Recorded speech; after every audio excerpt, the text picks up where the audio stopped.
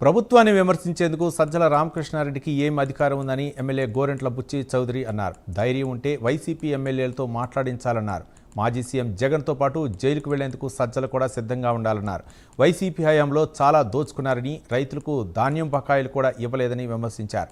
YCP నేతల విమర్శలకు తాము బెదిరిపోమని, వారు చేసిన దోపిడీలన్నీ బయటపెడతామని హెచ్చరించారు గోరంట్ల బుచ్చి చౌదరి.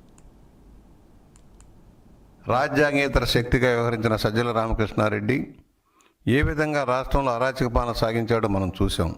మొత్తం ప్రభుత్వ యంత్రాంగాన్ని గుప్పెట్లో పెట్టుకొని అవినీతి కేంద్రంగా మార్చి అక్రమాలకు కేంద్ర బిందువుగా మారిన రామకృష్ణారెడ్డి ఇవాళ మాట్లాడుతూ ఉన్నాడు.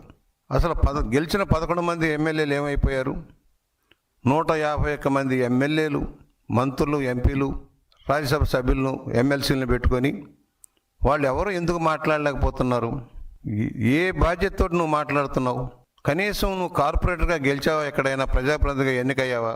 కేవలం జగన్మోహన్ రెడ్డికి డిఫాక్టో సీఎం లాగా వ్యవహరించి అవినీతిని కేంద్ర బిందువుగా మారావు.